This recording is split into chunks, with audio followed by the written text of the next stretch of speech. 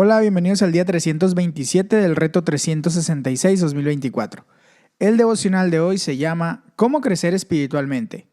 Recuerdo aquella primera noche muy bien. Cada vez que escuchábamos el más leve sonido, saltábamos de la cama y lo alzábamos. Nuestro primer hijo había nacido. Era muy pequeño, no mucho más grande que una mano. Era una nueva vida. Estábamos muy orgullosos. Despertaba 3 o 4 veces por la noche anhelando leche.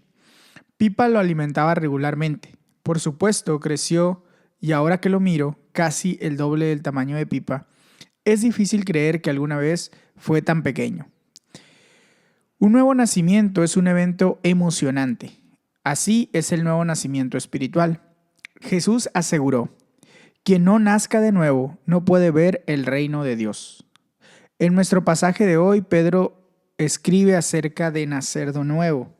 Hemos nacido de nuevo porque Dios levantó a Jesucristo de los muertos. Ahora vivimos con gran expectación. En palabras de The Message, este nacimiento espiritual contrasta con el nacimiento natural, que solo condujo a una vida sin salida y vacía en el cual creciste. El nuevo nacimiento significa que ahora puedes llamar a Dios tu Padre. De hecho, toda la Trinidad está implicada. Dios Padre los conocía y los eligió desde hace mucho tiempo, y su Espíritu los ha hecho santos. Como resultado, ustedes lo obedecieron y fueron limpiados por la sangre de Jesucristo. El nacimiento físico terminará un día con la muerte física. El nacimiento espiritual conduce a la vida eterna, un futuro en el cielo, y ese futuro comienza ahora. La vida física es como la hierba que se marchita. Esta nueva vida es concebida por Dios mismo y continúa para siempre. En los pasajes de hoy vemos las consecuencias de este nuevo nacimiento, las diversas etapas del crecimiento espiritual como hijos de Dios y cómo crecerán en su salvación. Salmos 131 del 1 al 3. Vamos a leerlo en la nueva versión internacional. Dice así: Señor, mi corazón no es orgulloso, ni son altivos mis ojos. No busco grandezas desmedidas ni proezas que exceden a mis fuerzas. Todo lo contrario, he calmado y aquietado mis ansias. Soy como un niño recién amamantado en el regazo de su madre. Sí, como un niño recién amamantado soy. Israel, pon tu esperanza en el Señor desde ahora y para siempre. Vamos a leer el comentario. Confía como un bebé. A veces me siento preocupado, ansioso e incluso temeroso. Me encanta este salmo. Es una hermosa descripción de la confianza total, como un niño recién amamantado en el regazo de su madre. Recientemente nació nuestra cuarta nieta. Cuando la miro en los brazos de mi nuera, veo una imagen de total confianza y seguridad. ¿Cómo sucede esta confianza total? En primer lugar, renunciando a ser el gerente general del universo. Deja de tratar de controlar a todo el mundo y a todo. El salmista escribe: no estoy tratando de gobernar el gallinero. No quiero ser el rey de la montaña. No me he entrometido donde nadie me ha llamado, ni fantaseo con grandes maravillas. En segundo lugar, pon tu confianza en Dios de la misma manera que un bebé tiene total confianza en sus padres. He calmado y aquietado mis ansias. Soy como un niño recién amamantado en el regazo de su madre. Mi alma es como un niño recién amamantado. Oramos: Señor, te pido que hoy me des tu paz como la de un niño alimentado por su madre. Primera de Pedro 1:1 al 2:3. Vamos a leerlo a continuación. Dice: Pedro, apóstol de Jesucristo, a los elegidos, extranjeros dispersos por el Ponto, Galacia, Capadocia, Asia y Bitinia, según el conocimiento previo de Dios el Padre, mediante la obra santificadora del Espíritu, para obedecer a Jesucristo y ser reconocidos con su sangre. Que abunden en ustedes la gracia y la paz. Bendito sea Dios, Padre de nuestro Señor Jesucristo. Por su gran misericordia, nos ha hecho nacer de nuevo mediante la resurrección de Jesucristo de entre los muertos, para que tengamos una esperanza viva y recibamos una herencia que no se puede destruir, contaminar o marchitar. Tal herencia está reservada en el cielo para ustedes, a quienes el poder de Dios protege mediante la fe hasta que llegue la salvación que se ha de revelar en los últimos tiempos. Esto es para ustedes motivo de gran alegría, a pesar de que hasta ahora han tenido que sufrir diversas pruebas por un tiempo. El oro, aunque perecedero, se acrisola al fuego, así también la fe de ustedes, que vale mucho más que el oro, al ser acrisolada por las pruebas, demostrará que es digna de aprobación, gloria y honor cuando Jesucristo se revele. Ustedes lo aman a pesar de no haberlo visto, y aunque no lo ven ahora, creen en Él y se alegran con un gozo indescriptible y glorioso, pues están obteniendo la meta de su fe, que es su salvación. Los profetas que anunciaron la gracia reservada para ustedes investigaron cuidadosamente acerca de esta salvación. Querían descubrir a qué tiempo y a cuáles circunstancias se refería el Espíritu de Cristo que estaba en ellos, cuando testificó de antemano acerca de los sufrimientos de Cristo y de las glorias que vendrían después de estos. A ellos se les reveló que no se estaban sirviendo a sí mismos, sino que les servían a ustedes. Hablaban de las cosas que ahora les han anunciado los que les predicaron acerca de las buenas noticias por medio del Espíritu Santo enviado del cielo. Aún los mismos ángeles anhelaban contemplar esas cosas. Por eso, dispónganse para actuar con inteligencia, tengan dominio propio, pongan su esperanza completamente en la gracia que se les dará cuando se revele Jesucristo. Como hijos obedientes, no se amolden a los malos deseos que tenían antes cuando vivían en la ignorancia. Más bien sean ustedes santos en todo lo que hagan, como también es santo quien los llamó. Pues está escrito: sean santos porque yo soy santo. Ya que invocan como Padre al que juzga con imparcialidad las obras de cada uno, vivan con temor reverente mientras sean peregrinos en este mundo. Como bien saben, ustedes fueron rescatados de la vida absurda que heredaron de sus antepasados. El precio de su rescate no se pagó con cosas perecederas como el oro o la plata, sino con la preciosa sangre de Cristo, como de un cordero sin mancha y sin defecto. Cristo, a quien Dios escogió antes de la creación del mundo, se ha manifestado en estos últimos tiempos en beneficio de ustedes. Por medio de Él, ustedes creen en Dios, que lo resucitó y glorificó, de modo que su fe y su esperanza están puestas en Dios.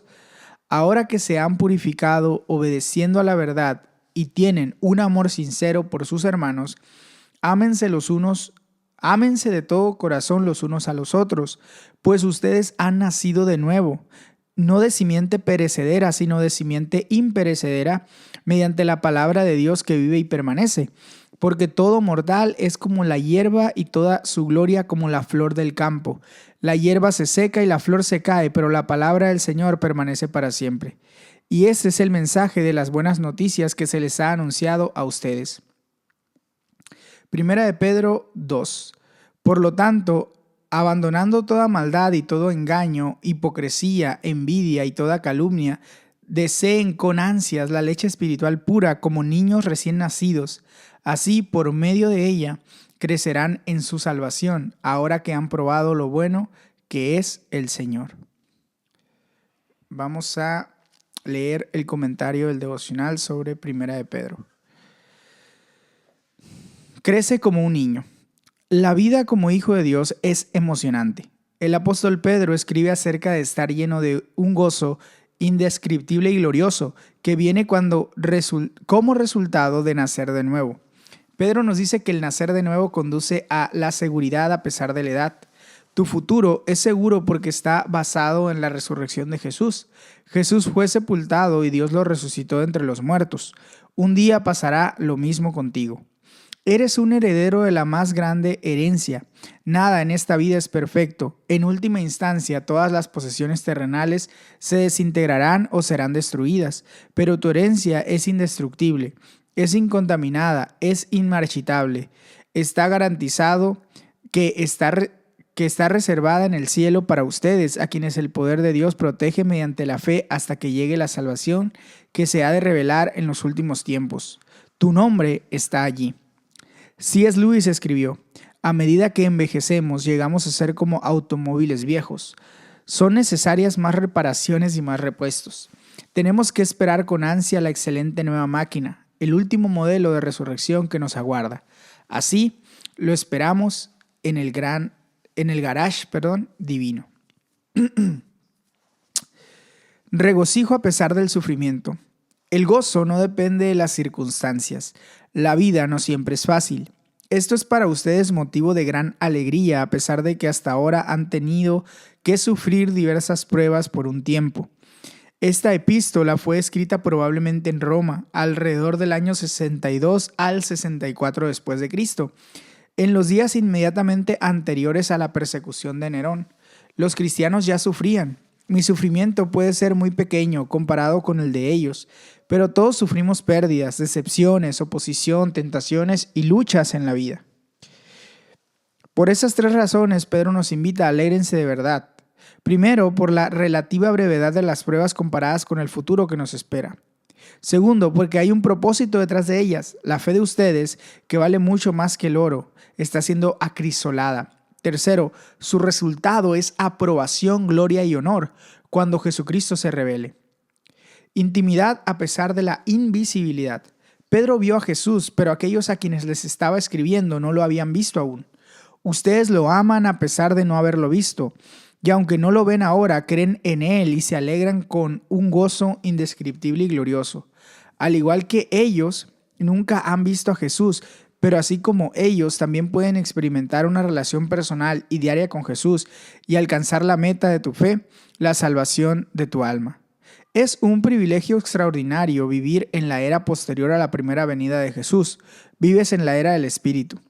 Has recibido la gracia a la que apunta todo el Antiguo Testamento. El Espíritu del Mesías estaba en acción en los profetas, señalando el sufrimiento y la gloria de Jesús. Jesús estaba activo en el Antiguo Testamento, pero tuvieron que esperar su revelación completa. Jesús regresará. Prepárate. Crece. Como hijos obedientes, no se amolden a los malos deseos que tenían antes cuando vivían en la ignorancia. Más bien sean ustedes santos en todo lo que hagan, como también es santo quien los llamó. Pues está escrito: sean santos porque yo soy santo. Solo el Espíritu Santo puede hacerte santo, pues es quien produce este nuevo nacimiento y ahora vive en ti. Deja atrás la vida vacía. Deja atrás la vida vacía y en su lugar vive una vida de amor sincero, amando profundamente de corazón. Este es el objetivo último de la vida cristiana. El amor por Jesús, que murió para hacer todo esto posible, y un amor apasionado el uno por el otro. Así pues, escribe el apóstol Pedro: casa limpia, barran completamente la malicia y la pretensión, la envidia y el hablar hiriente. Han degustado a Dios. Ahora, como bebés de pecho, beban intensamente de la bondad pura de Dios. Entonces crecerán maduros e íntegros en Dios. Oramos: Señor Jesús, no te he visto, pero te amo. Ayúdame a crecer y a ser un hijo de Dios sano y fuerte, y a amar a los demás de todo corazón. Ezequiel 41 al 42, 20. Vamos a leerlo. Luego él me llevó a la nave central y midió los pilares, los cuales tenían 6 codos de un lado y 6 codos del otro. El ancho de la entrada era de 10 codos y cada una de las paredes laterales medía 5 codos de ancho. También midió la nave central. Esta medía 40 codos de largo por 20 de ancho. Después entró en el santuario interior y midió los pilares de la entrada, los cuales eran de 2 codos de ancho cada uno. La entrada medía 6 codos de ancho y las paredes laterales de la entrada medían 7 codos. Después midió la longitud del santuario interior hacia el lado del lugar santo, que era de 20 codos de largo. Su anchura era de la misma medida. Entonces me dijo: este es el lugar santísimo. Luego midió el muro del templo, que era de 6 codos de espesor. Las cámaras alrededor del templo medían 4 codos de fondo. Estas cámaras laterales estaban puestas una sobre otra, formando 3 pisos. En cada piso había 30 salas. Alrededor de todo el muro del templo había soportes que sobresalían para sostener las cámaras laterales, de modo que no estuvieran empotradas en el muro del templo. Las cámaras laterales alrededor del templo se ensanchaban en cada piso sucesivo. La estructura alrededor del templo estaba construida en niveles ascendentes, de modo que a medida que se subía, las cámaras de arriba adquirían mayor amplitud. Una rampa subía desde el piso inferior hasta el superior, pasando por el piso intermedio. También vi que alrededor de todo el templo había una plataforma elevada que servía de base para las cámaras laterales. Esta base medía 6 codos de altura. La pared exterior de las cámaras tenía un espesor de 5 codos. Entre las cámaras laterales del templo y las habitaciones de los sacerdotes que rodeaban el templo quedaba un espacio libre de 20 codos de ancho. Las cámaras laterales se comunicaban con el espacio libre por medio de 2 entradas, una al norte y otra al sur. El ancho del espacio libre alrededor de las cámaras laterales era de 5 codos. El edificio, que por el lado oeste quedaba frente al patio, medía 70 codos de ancho, con un muro de 5 codos de ancho por 90 codos de largo. El hombre midió el templo, el cual tenía un total de 100 codos de largo. También el patio con el edificio adyacente y el muro medían 100 codos de largo. El ancho de la fachada del templo, más la parte del patio que da hacia el este, medía 100 codos. Luego midió la longitud del edificio posterior del templo que daba al patio, junto con las galerías de ambos lados, y medía 100 codos. La nave interior del templo, los vestíbulos del atrio, los umbrales, las ventanas con celosías y las galerías alrededor de los 3 pisos, comenzando desde la entrada, estaban recubiertas de madera por todas partes, de arriba hasta abajo. Todo estaba recubierto, incluso las ventanas. Desde la entrada hasta el recinto interior y alrededor de todo el muro, por dentro y por fuera, en el interior y el exterior, se alteraban los grabados de querubines y palmeras. Cada querubín tenía 2 rostros, uno de hombre y otro de león. Cada rostro miraba hacia la palmera que tenía a su costado. Alrededor de todo el templo podían verse los grabados de estos querubines. Desde el suelo hasta la parte superior de las puertas había grabados de querubines y palmeras sobre las paredes de la nave central. El marco de la entrada del santuario era rectangular y el del frente del lugar santísimo era similar. Había un altar de madera que medía 3 codos de alto por 2 codos de largo y de ancho. Sus esquinas, la base y sus costados eran de madera. El hombre me dijo: esta es la mesa que está delante del Señor. Tanto la nave central como el lugar santísimo tenían puertas dobles. Cada puerta tenía 2 hojas giratorias para cada puerta. Sobre la puerta de la nave central había grabados de querubines y palmeras, como los que había en las paredes. En la fachada del vestíbulo, por la parte exterior, había un alero de madera.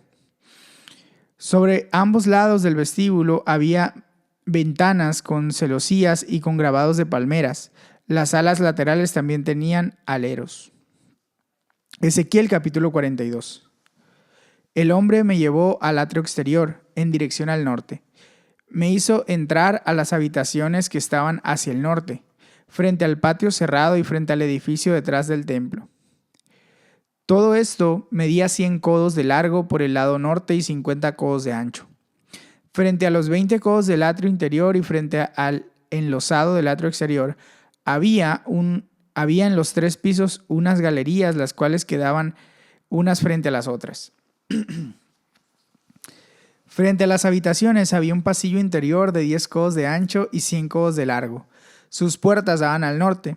Las habitaciones del piso superior eran más estrechas que las del piso inferior y las del piso intermedio, porque las galerías quitaban más espacio a las de arriba. Las habitaciones en el tercer piso no tenían columnas como las habitaciones del atrio. Por eso eran más estrechas que las del piso intermedio y y las del piso inferior. Había un muro exterior que corría paralelo y de frente a las habitaciones del atrio exterior, el cual medía 50 codos de largo. Las habitaciones que daban al atrio exterior medían 50 codos, mientras que las que estaban próximas a la nave central medían 100 codos. A las habitaciones del piso inferior se entraba por el atrio exterior, es decir, por el este. Por el lado sur, a lo largo del muro del atrio, frente al patio y frente al edificio detrás del templo, había unas habitaciones. Tenían un pasillo frente a ellas, como el de las habitaciones de la parte norte. A su vez, tenían la misma longitud, el mismo ancho, las mismas salidas, disposiciones y entradas. Bajo las habitaciones que daban al sur, frente al muro, bajo las habitaciones que daban al sur, frente al muro que daba al este, que era por donde se podía entrar a ellas, había una entrada al comienzo de cada pasillo.